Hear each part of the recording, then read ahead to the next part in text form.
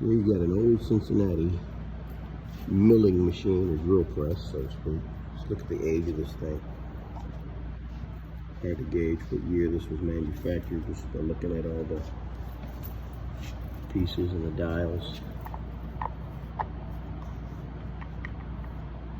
And they don't make them like this anymore. Made by Cincinnati. Cincinnati must have been a big company back then. They're making these devices and these pieces.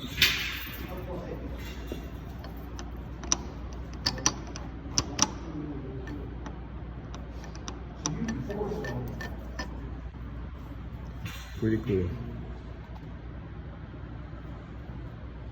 Like I said, they don't make them like this anymore.